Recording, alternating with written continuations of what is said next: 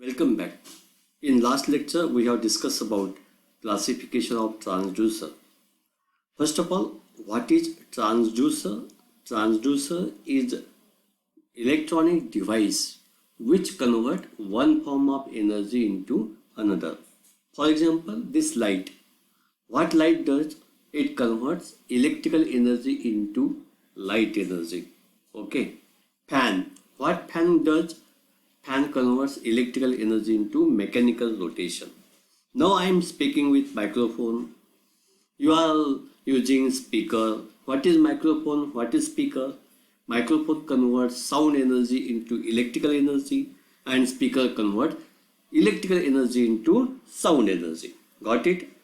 We have to convert these different energies in different form. To convert one energy into another, we need special device that is known as transducer. This is the very important chapter as per your instrumentation, as per your automation and control system is concerned. Therefore, we are discussing this chapter thoroughly. लक्षात घ्या, काल आपण ट्रान्सड्यूसरची introduction, याला मराठीमध्ये पारणी असंही म्हणतात.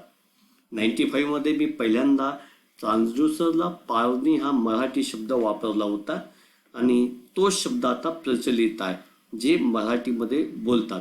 परंतु जर तुम्ही मार्केटला घ्यायला गेलात तर पारणी म्हणून विचारलं कोणीच तुम्हाला त्याला ओळखणार नाही. म्हणून you have to use transducer. This is the word which is used in Marathi as well as in English. Okay. Transducer हा एका ऊर्जेचं रूपांतर दुसऱ्या ऊर्जेत करतं.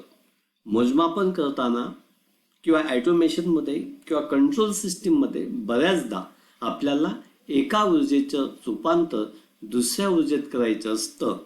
उदाहरणार्थ आता लाईट आहे. लाईट काय करतो? विद्युत ऊर्जेचं रूपांतर प्रकाश ऊर्जेत करतं. फॅन काय करतो आहे? तोही विद्युत ऊर्जेचं रूपांतर मेकॅनिकल रोटेशनमध्ये करतोय. मी माईकवरती बोलतोय. माईक काय करतोय? माझ्या आवाजाचं रूपांतर विद्युत सिग्नलमध्ये करतोय. अशा पद्धतीने तुम्हाला एका स्वरूपातील ऊर्जेचे दुसऱ्या स्वरूपात रूपांतर करण्यासाठी ट्रान्सड्यूसरची गरज भासते. याचे वेगवेगळे प्रकार आहेत. असं आपण म्हणू शकत नाही की ट्रान्सड्यूसरचे फक्त एवढेच प्रकार असतात. असं आपण त्याला असं म्हणजे एका विशिष्ट प्रकारातून त्याला आपण बांधू शकत नाही. There are different type of transducer. There are different ways to classify them. Right now we are going to classify transducer as per physical effect, physical quantity and source of energy. Physical effect म्हणजे काय? भौतिक परिणामावरती काम करणारा. Physical quantity म्हणजे काय? भौतिक राशींवरती काम करणारा. आणि सोर्स ऑफ एनर्जी म्हणजे काय? ज्याला विद्युत ऊर्जेची गरज आहे असे, ज्याला विद्युत ऊर्जेची गरज नाही असे, असे 3 गटामध्ये ब्रॉडली मोठ्या म्हणजे ढोबळमानाने आपण त्याचे प्रकार पाडू शकतो. तर फिजिकल इफेक्टनुसार जे त्याचे प्रकार आहेत ते प्रकार कोणते ते बघा. फिजिकल इफेक्टनुसार आपल्याला माहिती आहे भौतिक बदलाचं रूपांतर आपण विद्युत बदलामध्ये करतो. उदाहरणार्थ त्या घटकाचा रेजिस्टन्स बदलतो. काय बदलतो? त्याचा रेजिस्टन्स बदलतो. उदाहरणार्थ तुम्ही जर समजा एक LDR घेतला, LDRवरती लाईट टाकला. लाईट काय? तुमचा भौतिक बदल. त्याच्यावरती लाईट टाकल्यामुळे काय झालं? त्याचा रेजिस्टन्स बदलला. अंधारात त्याचा रेजिस्टन्स जास्त होता, प्रकाशात त्याचा रेजिस्टन्स काय झाला? कमी झाला. अशा पद्धतीने भौतिक बदलाचं रूपांतर विद्युत बदलात जेव्हा तुम्ही करतात तो जो बदल आहे पहा, we are changing the physical effect into electrical effect. Got it? मग ते जे ट्रान्सड्यूसर आहेत त्या ट्रान्सड्यूसरना आपण फिजिकल इफेक्टवरती काम करणारे अशा पद्धतीचे ट्रान्सड्यूसर म्हणू शकतो. उदाहरणार्थ काय? त्याच्या रेजिस्टन्समध्ये बदल होत असेल, त्याच्या इंडक्टन्समध्ये बदल होत असेल, त्याच्या कॅपॅसिटन्समध्ये बदल होत असेल किंवा तो पिझो इलेक्ट्रिक परिणामावरती काम करत असेल. असे हे जे ट्रान्सड्यूसर आहेत हे भौतिक बदलावर, भौतिक परिणामावरती काम करतात. समजतंय? आपण त्याच्या डिटेलमध्ये जाऊयात. अजून मी चॅप्टरला सुरुवात केलेली नाही. हे सगळं बॅकग्राऊंड आहे, लक्षात घ्या. पिक्चरचं जसं बॅकग्राऊंड असतं की नाही तसं हे फक्त ट्रेलर आहे.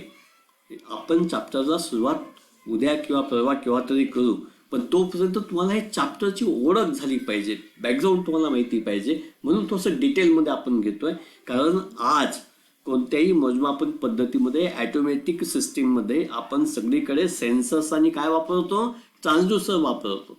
म्हणून तुम्हाला हे सेन्सर ट्रान्सड्यूसर काय आहेत ते माहिती असलं पाहिजे. म्हणून आपण थोडंसं याला डिटेलमध्ये घेतोय. येते लक्षात? फिजिकल इफेक्टवरती म्हणजे काय, मग भौतिक परिणाम. कोणते परिणाम? त्याचा रेजिस्टन्स बदलत असेल, त्याचा इंडक्टन्स बदलत असेल, त्याचा कॅपॅसिटन्स बदलत असेल, ह्या परिणामावरती काम करणारे ट्रान्सड्यूसर. येते लक्षात? आपण सगळे ट्रान्सड्यूसर डिटेलमध्ये अभ्यासणार आहोत. पुढचा जो ट्रान्सड्यूसर जो प्रकार जो आहे तो तुमचा कोणता आहे पहा, फिजिकल क्वांटिटीनुसार. फिजिकल क्वांटिटीनुसार म्हणजे काय, टेम्परेचर ट्रान्सड्यूसर म्हणजे टेम्परेचर एक राशी आहे, टेम्परेचर राशी आहे, त्याच्यानुसार काम करणारा थर्मोकपल आहे, प्रेशर ट्रान्सड्यूसर आहे, किंवा फ्लॉ ट्रान्सड्यूसर आहे, फोर्स ट्रान्सड्यूसर आहे, किंवा तुमचं ॲक्सिलरेशन ट्रान्सड्यूसर आहे. हे फिजिकल क्वांटिटीवरती काम करतात. काली मी याच्यावरती बोललो होतो, आज मुद्दाम तुम्हाला ते रिपीट करतो आहे. पुढचा जो प्रकार आहे तो सोर्स ऑफ एनर्जी. म्हणजे तुम्हाला काही ट्रान्सड्यूसर वापरताना बाहेरील पॉवर सप्लायची गरज असते. It needs external power supply for its working. Such type of power transducers are known as passive transducer. ज्याला एक्सटर्नल पॉवर सप्लायची आवश्यकता आहे, सोर्स ऑफ एनर्जीची आवश्यकता आहे, त्याला पॅसिव्ह ट्रान्सड्यूसर असं म्हणायचं. ॲक्टिव्हमध्ये त्याची गरज नसते. इटसेल्फ तो ट्रान्सड्यूसर स्वतःच त्या भौतिक बदलाचं रूपांतर विद्युत राशीमध्ये करतो आणि त्या विद्युत राशीला आपण डायरेक्ट मेजरिंग इन्स्ट्रुमेंटला जोडू शकतो. मग असे जे असतात त्यांना ॲक्टिव्ह ट्रान्सड्यूसर असं म्हणायचं. म्हणजे त्याला एक्सटर्नल पॉवर सप्लायची गरज आहे किंवा नाही त्यानुसार त्याचे दोन प्रकार पडतात. There are two transducer according to the need of source of energy. That is your active transducer and passive transducer. Okay, पुढच्या टॉपिककडे आपण जाऊया.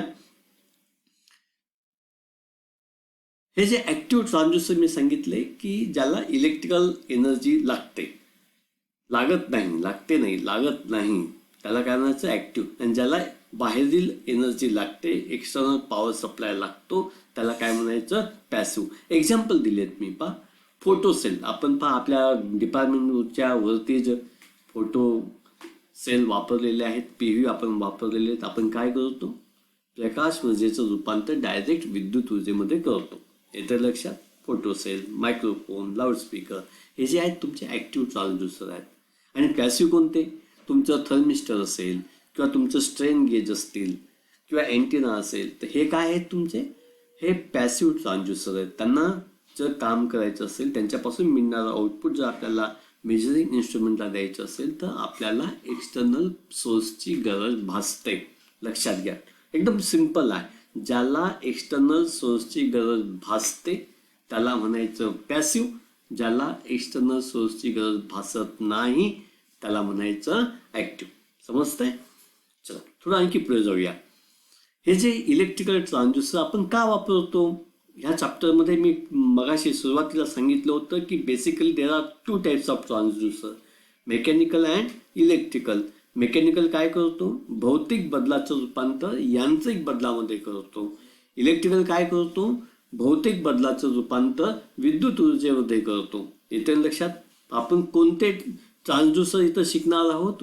आवर focus is to study or discuss only electrical transducer. Why? Because electrical transducer are more efficient, more friendly, and we can directly connect their output to the measuring instrument or to the output devices. Therefore, we generally use electrical transducer. Got it? हे electrical transducer कोणते कोणते आहेत हे एवढ्या प्रकारचे इथे मी list तुम्हाला दाखवतोय. हे एवढ्या प्रकारचे ट्रान्सड्यूसर आहेत. सगळेचे सगळे आपण काही शिकणार नाही आहेत, पण तुम्हाला माहिती पाहिजेत. मी मगाशी सांगितलं की we cannot classify transducer in single head. आपण एका हेड खाली ट्रान्सड्यूसरचं वर्गीकरण किंवा क्लासिफिकेशन करू शकत नाही. There are different types of transducer. इथं काही लिस्ट मी निवडलेली आहे, काही लिस्ट इथं दाखवलेली आहे. हे सगळे ट्रान्सड्यूसर आपल्याला शिकायचे नाही आहेत, पण त्यांची माहिती किंवा नाव तरी तुम्हाला त्याचं माहिती पाहिजे. ट्रान्सड्यूसर कोणताही असेल, कन्सेप्ट एकदम सिम्पल आहे. बेसिक प्रिन्सिपल काय आहे, तो एका फॉर्म ऑफ एनर्जीचं दुसऱ्या फॉर्ममध्ये कन्व्हर्जन करतो. It convert one form of energy into another, that is your transducer. Okay, याचे पॅसिव्ह आणि ऍक्टिव्ह अशी दोन आपण classification need of external power source त्यानुसार केलेले आहेत. ओके, तर पॅसिव्ह ट्रान्सड्यूसर कोणते कोणते आहेत, हे रेजिस्टिव्ह ट्रान्सड्यूसर, ज्याच्यामध्ये रेजिस्टन्समध्ये बदल होतो. लक्षात घ्या, कशात बदल होतो, भौतिक बदलामुळे त्याचा रेजिस्टन्स बदलतो, त्याला म्हणायचं रेजिस्टिव्ह ट्रान्सड्यूसर. भौतिक बदलामुळे जर त्याचा कपॅसिटन्स बदलत असेल तर त्याला काय म्हणायचं, कपॅसिटिव्ह ट्रान्सड्यूसर. आपल्याला रेजिस्टिव्ह ट्रान्सड्यूसर शिकायचे, आपल्याला कपॅसिटिव्ह ट्रान्सड्यूसर शिकायचे, आपल्याला इंडक्टिव्ह ट्रान्सड्यूसर शिकायचे आहेत. पहा, इंडक्टिव्ह मध्ये काय होईल, तर इंडक्टन्स, भौतिक बदलामुळे काय बदलेल, त्याचा इंडक्टन्स बदलेल. हे जे ट्रान्सड्यूसर असतात त्याला इंडक्टिव्ह ट्रान्सड्यूसर आपण म्हणतो. म्हणजे पॅसिव्ह मध्ये हे रेजिस्टिव्ह, कपॅसिटिव्ह, इंडक्टिव्ह हे नेमके काय प्रकार आहेत, म्हणजे तुम्हाला चॅप्टरची मी चॅप्टरकडे नेतो आहे. We are just going towards the chapter, still we have not started your chapter. लक्षात घ्या, this is only the background theory about the chapter. म्हणून चॅप्टरला जाताना तुम्हाला ही बॅकग्राऊंड माहिती पाहिजे, म्हणून आपण मुद्दाम 2-3 व्हिडिओ त्याच्यावरती स्पेंड करतो आहे. लक्षात येते. मग तुमचा हा झाला पॅसिव्ह ट्रान्सड्यूसर. दुसरे जे ऍक्टिव्ह ट्रान्सड्यूसर आहेत, हे ऍक्टिव्ह ट्रान्सड्यूसर कोणते कोणते आहेत, तर फोटो इलेक्ट्रिक ट्रान्सड्यूसर. मी मगाशीच एक्झाम्पल तुम्हाला दिलं की फोटो इलेक्ट्रिकमध्ये काय, पीव्ही जे आपण वापरतो, फोटो व्होल्टाईक सेल जे आपण वापरतो, हे काय आहेत, active transducer. They do not need external power source for the conversion purpose. They directly convert physical change into the electrical change, and that electrical output will be directly given to the your measuring device or output device. Such a transducer are known as what, active transducer. याच्यामध्ये कोणते कोणते प्रकारचे active transducer तुम्हाला शिकायचे आहेत, त्यात photo electric असतील, piezo electric असतील, मॅग्नेटोस्ट्रिक्टिव्ह. लक्षात घ्या, व्यवस्थित वाचा, मलाही प्रॉब्लेम येतो, तुम्हाला येईल. मॅग्नेटोस्ट्रिक्टिव्ह ट्रान्सड्यूसर असतील किंवा इलेक्ट्रोमेकॅनिकल ट्रान्सड्यूसर असतील. All these are the active transducers. हे सगळे काय आहेत, तुमचे ऍक्टिव्ह ट्रान्सड्यूसर आहेत. आपल्याला पॅसिव्ह पण शिकायचे आहेत, ऍक्टिव्ह पण शिकायचे आहेत, सगळे शिकायचे नाही आहेत. त्यातले काही एक एक 2 प्रत्येक प्रकारामधून आपण घेऊ आणि चॅप्टरला काय करू, आपण सुरुवात करू. हे चॅप्टर शिकण्याआधी तुम्ही सेन्सर अँड ट्रान्सड्यूसरचं तुमच्या गुगलवरती जा, तसं गुगल करा, तुम्हाला सेन्सर अँड ट्रान्सड्यूसरची भरपूर मोठी यादी मिळेल. तुम्हाला बऱ्याच गोष्टी तिथं पाहायला मिळतील. मायक्रो कंट्रोलर्स वापरून तुम्ही सेन्सर अँड ट्रान्सड्यूसर कसे वापरतात तेही पहा. फक्त आता माझ्या लेक्चरवरती डिपेंड नका राहतो, थोडंसं आपण गुगल करा. ऑनलाईन शिकतोय ना, तर ऑनलाईनमध्ये गुगल करून बऱ्याच गोष्टी तुम्हाला मिळू शकतील. ओके, आपण ऍक्टिव्ह ट्रान्सड्यूसर विषयी चर्चा केली. ऍक्टिव्ह ट्रान्सड्यूसरमध्ये फोटो कंडक्टिव्ह ट्रान्सड्यूसर आहेत, फोटो इमिसिव्ह आहेत, फोटो व्होल्टाईकवरती काम करणारे आहेत. पिझो इलेक्ट्रिक ट्रान्सड्यूसर जे आहेत, हे पिझो इलेक्ट्रिक इफेक्टवरती काम करतात. पिझो इलेक्ट्रिक इफेक्ट काय आहे, पण निसर्गामध्ये अशा अनेक गोष्टी आहेत ज्याचं रहस्य आपल्याला माहिती नाहीत. असे काही पदार्थ आहेत ज्याच्यावरती जर प्रेशर टाकलं तर तिथं इलेक्ट्रिकल सिग्नल तयार होतो, किंवा तुम्ही इलेक्ट्रिकल व्हेरिएशन लावलं तर तिथं प्रेशर निर्माण होतो. म्हणजे we can convert electrical energy into the mechanical energy, और mechanical energy into the electrical energy. असे हा जो इफेक्ट आहे त्याला आपण पिझो इलेक्ट्रिक इफेक्ट असं म्हणतो. याच्यावरती काम करणारे जे काही ट्रान्सड्यूसर असतील त्याला पिझो इलेक्ट्रिक ट्रान्सड्यूसर असं म्हणायचं. मॅग्नेटोस्ट्रिक्टिव्ह हे काही ट्रान्सड्यूसरचे प्रकार आहेत. याच्यामध्ये आपण ॲक्सेलरेशन असेल, फोर्स असेल, मेकॅनिकल काहीतरी टेन्शन असेल, किंवा तुमच्या गाड्यांमध्ये जे टॅकोमीटर, स्पीडोमीटर जे असतं तुमचं, ते गाडीचं स्पीड दाखवणारे मीटर्समध्ये आपण जे प्रिन्सिपल वापरतो ते मॅग्नेटोस्ट्रिक्टिव्ह टाईप ट्रान्सड्यूसर असतात. आणि बाकीचे जे आहेत ते इलेक्ट्रोमेकॅनिकल ट्रान्सड्यूसर आहेत. यातले आपण 1-2 प्रकार जे आहेत ते आपल्या चॅप्टरच्या सुरुवातीला घेणार आहोत. ठीक आहे, this is your introduction of whole chapter. हे चॅप्टरची आपली इंट्रोडक्शन आहे. पुढच्या व्हिडिओपासून खऱ्या अर्थाने आपलं चॅप्टर सुरू होईल. हे चॅप्टर 25 मार्क्सला आहे, लक्षात घ्या. व्हिडिओ ऐकताना थोडंसं पेन वही सोबत ठेवा. मी काही मुद्दे सांगत असेल तर ते लिहित चला. समोर डायग्राम काही दिसत असेल ते काढत चला. म्हणजे तुमचं लिहायची प्रॅक्टिस असेल, डायग्राम काढण्याची प्रॅक्टिस असेल. आता इथं आपण थांबू.